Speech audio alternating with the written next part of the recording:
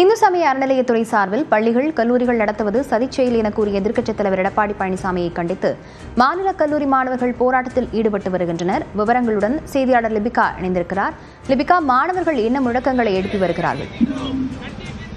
லாவண்யா, இந்து சமய அறநிலையத்துறை சார்பில் பள்ளிகள், கல்லூரிகள் நடத்தப்படுவதால் மக்கள் பணம் வீணடிக்கப்படுவதாக எதிர்க்கட்சி தலைவர் எடப்பாடி பழனிசாமி கடந்த 2 நாட்களுக்கு முன்பு பேசிய நிலையில் அவரை கண்டித்து சென்னை மாநில கல்லூரி மாணவர்கள் 50க்கும் மேற்பட்டவர்கள் தற்போது கல்லூரி வளாகத்தின் உள்ளேயே போராட்டத்தில் ஈடுபட்டு வரக்கூடிய காட்சிகளை நம்மால் பார்க்க முடிகிறது.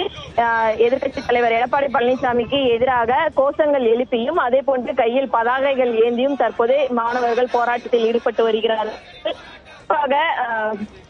எதிர்க்கட்சி தலைவரை கண்டித்து இந்த போராட்டம் என்பது தற்போது பல்வேறு இடங்களில் நீடிக்கக்கூடிய நிலையிலும் இன்றைய தினம் மாநில கல்லூரி மாணவர்கள் இந்த போராட்டத்தை கையெழுத்திருக்கிறார்கள். மாணவர்கள் சார்பில் இது போன்ற ஒரு வார்த்தை பேசியது கண்டிக்கத்தக்கது எனவும் இதை வன்மையாக மாணவர்கள் சார்பில் நாங்கள் கண்டிக்கிறோம் எனவும் தெரிவித்திருக்கிறார்கள். குறிப்பாக கல்லூரி பணத்தில், அதாவது இந்து சமய அறநிலையத்துறையினுடைய பணத்தில் கல்லூரிகள் கட்டுவது எந்த தவறும் இல்லை என மாணவர்கள் தரப்பில் தெரிவித்திருக்கிறார்கள். தொடர்ச்சியாக இவர் தற்போது கண்டித்து மாணவர்கள் இந்த போராட்டத்தில் ஈடுபட்டு வருகிறார்கள்.